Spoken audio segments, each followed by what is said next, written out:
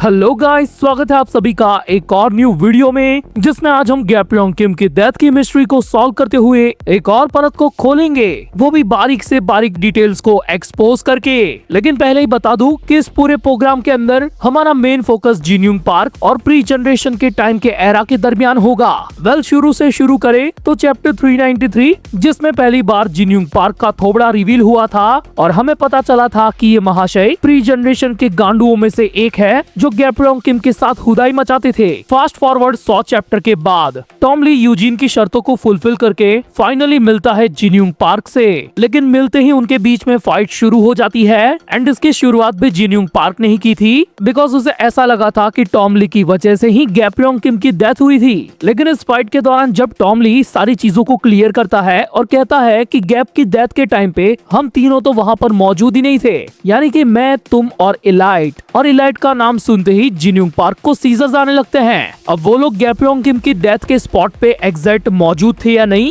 वो चीज मानवा में मेंशन नहीं है, लेकिन इतना तो हम कॉमन सेंस लगा ही सकते हैं कि अगर जिन्यूंग पार्क और टॉम ली जैसा बंदा उस दिन गैप्योंग किम के साथ होता तो उनको कोई मार ही नहीं पाता। यानी कि टॉम ली की ये वाली स्टेटमेंट से ये चीज तो क्लियर होती है कि या तो वो, इलाइट और जिन्यूंग किसी और जगह पर एक साथ थे या फिर तीनों अपने अपने काम में बिजी थे, क्योंकि ऑब्वियस सी बात है कि उस टाइम तक तो फीस्ट भी खत्म हो गई थी और यामाज़ाकीज़ भी जापान में वापस लौट चुके थे। अब यहाँ से चलो एक रीजन को पकड़कर चलते हैं कि इलाइट, टॉम ली और जिन्यूंग पार्क उस वक्त साथ थे जब गैप्योंग किम की डेथ हुई उस दौरान। सो इससे एक चीज तो क्लियर होती है कि जिन्यूंग पार्क और टॉम ली गैप्योंग किम के इस फील्डिंग सेटअप के अंदर कोई बड़ी बाधा ना बने, इसलिए चार्ल्स चोई एके इलाइट ने उन दोनों को अपने साथ रख के एक तरीके से डिस्ट्रैक्ट किया।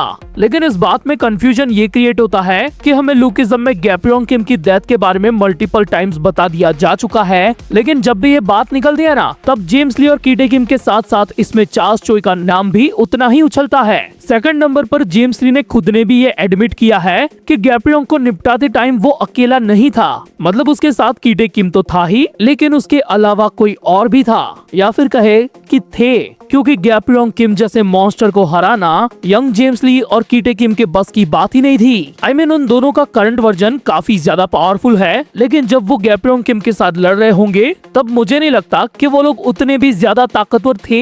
सो इससे ये बात साफ होती है कि गैप को निपटाने के टाइम पे वो लोग अकेले नहीं थे, उनके साथ कोई और प्री जनरेशन का एक्सपीरियंस गांडू था। तो सिंपल सी बात है ना कि अगर ये प्लान चार्ल्स चोई का है तो वो तो होगा ही। लेकिन अब आप में से कोई कहेगा कि साले अभी अभी तो तूने बताया कि वो तो टॉम ली और जिन्यूंग पार्क को डिस्ट्रैक्ट कर रहा था और उनके साथ था, तो एक आदमी एक टाइम पे दो जगह पर कैसे? सो यहीं पर आती है टू बॉडीज की थियोरी। प्री जनरेशन के एंड होने के टाइम पे ही चार्ल्स चोई के पास सेकंड बॉडी थी। बस मेरी आप सभी लोगों से ये रिक्वेस्ट है कि इस वाली थियरी को कंसीडर करते वक्त आप ये चीज दिमाग से निकाल दो कि जेम्स ली चार्ल्स चोई की सेकंड बॉडी है, क्योंकि ऐसा करने से ही पिक्चर पूरी क्लियर हो जाती है। अब वो कैसे, चलो बताता हूँ। मान लो कि एक तरफ इलाइट ने अपनी ओरिजिनल बॉडी के साथ टॉम ली और जिन्यूंग पार्क को उलझा कर रखा, फिर टाइम मिलने पर वो सेकंड बॉडी में स्विच हुआ और कीटे और जेम्स के साथ मिलकर गैप्योंग किम का गेम बजाया।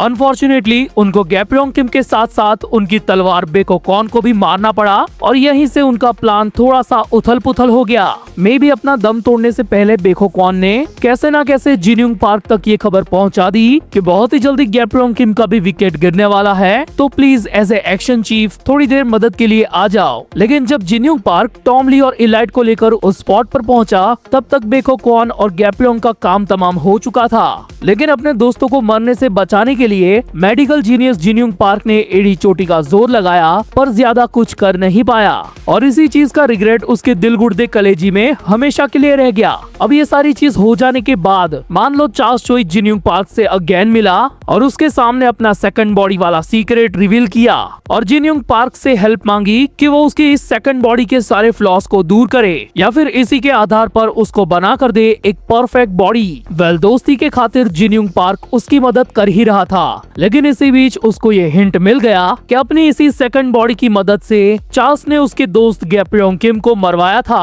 और यहीं से उसके मेंटल ट्रॉमा की शुरुआत हुई और उसको दौरे पड़ने लगे, यहाँ तक कि उसे टॉम ली भी अपना दुश्मन लगने लगा और जिन्यूंग ने ये मान ही लिया कि गैप्योंग किम की डेथ के अंदर इलाइट के साथ साथ टॉम ली का भी उतना ही हाथ है। फिर शायद से जिनयूंग पार्क ने मिस किम, लाइटनिंग चोई, बाकुनो और अपने कुछ अच्छे खासे सबऑर्डिनेट्स के साथ मिलकर चार्ल्स चोई को एक्सपोज करने के बारे में प्लानिंग की। और तब तक अंडरवर्ल्ड से लेकर स्ट्रीट तक ये खबर फैल चुकी थी कि प्री जनरेशन का कॉपी जीनियस जिनयूंग पार्क पगला गया है। ये बात टॉम ली को पता चलते ही उसने जिनयूंग पार्क को ढूंढने की काफी कोशिश की, लेकिन वो उसे नहीं मिला। और इसी मेन रीजन की वजह से अपने पुराने दोस्त जिनयूंग पार्क को ढूंढने के लिए उसने शुरू किया white tiger job centre. And ये डिटेल लुकिज्म के ऑफिशियल चैप्टर 393 के अंदर प्रॉपरली मेंशन है। जिनयूंग गैप्योंग किम के मर्डर पर से पर्दा उठाने में जितना ज्यादा डेस्परेट है, टॉम ली भी उसको फाइंड आउट करने में पहले से ही उतना ही डेस्परेट था। उसके व्हाइट टाइगर जॉब सेंटर खोलने का रियल मोटो यही था कि वो जिनयूंग पार्क को ढूंढ ले। लिटरली ये चीज जब यूजिन ने टॉम के सामने रिवील की थी ना, तो वो खुद घुटनों पर आ गया था कि प्लीज मुझे बता दो कि जिनयूंग पार्क कहाँ पर है। भाई एक चीज मैं यहाँ पर कहना चाहूंगा कि प्री जनरेशन के डीडी भले ही जितने भी हरामी हो, लेकिन वो दुश्मनी के साथ साथ दोस्ती भी पूरी शिद्दत से निभाते थे। वेल यूजिन ने अपनी इस वाली शर्त के आधार पर टॉम ली से अपना काम मनवाया और वो होने के बाद उसने फाइनली जिनयूंग पार्क से उसकी मुलाकात करवाई। और उसके बाद जो भी कुछ हुआ वो मैं वीडियो की शुरुआत में ही बता चुका हूँ। सो इस पूरी थियोरी का मेन कंक्लूजन यही है कि चार्ल्स चोई की सेकंड बॉडी या फिर ग्रेट इवल जो भी है वो आज भी इन्हीं लोगों के बीच मौजूद है और पर्दे के पीछे रहकर कई सारी चीजों को कंट्रोल कर रहा है। और वो उस टाइम भी दो जगह पर मौजूद था जब गैप्योंग की डेथ हुई। वेल ये वीडियो मैं कल ही डालने वाला था, लेकिन भाई एक तो लुकिज्म का चैप्टर भी आने वाला था और मेरे को इंडिया की मैच भी देखनी थी, सो ये चीज पॉसिबल नहीं हुई। लेकिन इससे एक बात तो अच्छी हुई कि हमें लुकिज्म के लेटेस्ट चैप्टर के अंदर उस सेकंड बॉडी का हिंट भी मिल गया। अब हाँ, आप अपनी ओपिनियन के साथ इस थियरी को गलत सही कुछ भी कह सकते हो और मैं उन सभी ओपिनियंस की रिस्पेक्ट करूंगा।